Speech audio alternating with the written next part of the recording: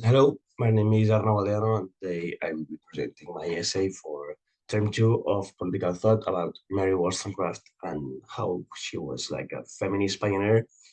Some even consider her to be the first feminist. Um, Mary Wollstonecraft is one of, if not the most influential writers in current day feminism, as we just said. Um, Her impact in both her time and ours is undeniable. She's widely known for engaging debates with her contemporaries and helping to shape the incoming feminist thoughts. So yeah, she laid like the groundwork of feminist theory, and many authors after her um, were hugely influenced by her. Now, like many women, she was incredibly underappreciated at her time, having influenced numerous writers who refused to cite her in their respective works. However, through time, her work has been recognized as the influential it is. Um, in this essay, we will look for what defines contemporary feminism, and we will seek to discover how much of influence of Mary Wollstonecraft is in it. We will begin talking about education. Um, uh, Mary Wollstonecraft, she basically she perfectly understood the oppression towards women in her time, and she knew how challenging and complicated a change would be. Now, having this in mind, she saw education as the main central tool to achieve a more fair society in favor of gender equality. So she saw education as a if not the key locus for promoting social stability or engineering a social revolution.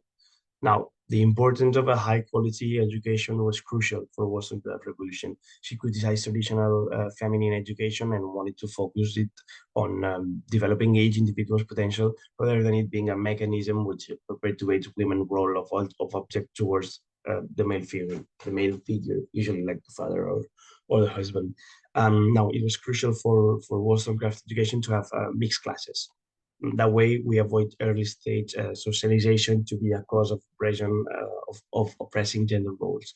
Now, we will expand on this topic later. The entirety of Mary Wollstonecraft's theory on education can only be conceived with the idea of universal free education for all. Now, guaranteeing access to everyone is a basic element of the author's work. Now, Wollstonecraft, she disagreed with Jean-Jacques Rousseau and has like a debate with him on the topic of virtue. Now, Rousseau argued women had like a natural predilection towards taking care of children and these kinds of things, these kinds of stereotypes. Now, on the other hand, Mary Wollstonecraft believed virtue was independent of gender. And this distinction was because of the way men and women socialize in school and how they are educated. Therefore, a change in education could help women to leave housework and emancipate from the husband. Now, it's possible that Mary Wollstonecraft would be quite satisfied if she got to see our public school system. Although we obviously still have a long way to go, the Wollstonecraft model has definitely made a huge impact on how we conceive education as a key element when fighting for a more just society. Now, even though Wollstonecraft perspective on childhood changed through time, her original values have lived on to shape our educational model. We will now move to the next topic, which is the French Revolution, which is also like a main topic on Mary Wollstonecraft's work. Um, Now, Wollstonecraft, when she was talking about education, she was not only referring to school education, she was talking about all areas of socialization. She realized women were taught to be servants to men in all stages of their early life. And to change that, a radical renewal of society was necessary. Now, that renewal came eventually in time in the form of the French Revolution. Uh, this movement, this revolution, seek to end absolute monarchy and aristocracy's power and give people the leading role, the main voice. Now, in what is probably her most influential book, Vindication of the Right of Woman from 1792, she draws parallels with the oppression of women and the French conditions under the absolute monarchy. She also criticizes the exclusion of women from political activity during this revolution. She saw the French Revolution as a fresh chance to reestablish human rights and liberties that were long lost. Now we must understand by the time of the revolution, Wollstonecraft, she had already established herself as a top tier writer, both socially and intellectually. Um, yeah, sorry. Yeah. Before Robespierre took power, Wollstonecraft wrote in favor of the revolutionary cause, despite her critique of the lack of voice to women. Wollstonecraft then understands the importance of active political participation as a transforming element. However, she was deceived by the few women who were able to participate in political debates. Now, Wollstonecraft was aware of the constitutional representation's importance in order to establish a system where the citizens are free and women are not subjugated to men. Now, their voice in Enlightenment countries is always the voice of reason, but in the infancy of society and during the advancement of science, of political liberty, it is highly necessary for the governing authority to be guided by the progress of that science. Now, this is a quote from Wollstonecraft herself. Wollstonecraft then realizes the importance of political participation for women. Once again, disagreeing with Jean-Jacques Rousseau. Um, his views on citizenship and whether virtue can be relative to gender or not. The French Revolution made a huge impact on Wollstonecraft theory, making her realize the deep discrimination towards women in political participation. Wollstonecraft understood the importance of constitutional laws and rights and how feminism needed to be also present in institutional affairs. Now, if we move to today's feminism, especially in Spain, um, it has taken a much more institutional and formal appearance. Now, the feminist fight has gone from the streets to the government, and many laws have been approved to ensure equality.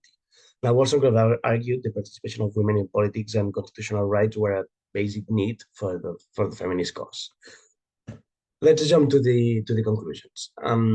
These takes on education and politics that we've talked about, they seem quite obvious to us today. I mean, when reading Wollstonecraft, we all think, I mean, yes, I mean, she's all she's saying is like a bit like very basic, but we have to understand that for her time, these were absolutely groundbreaking.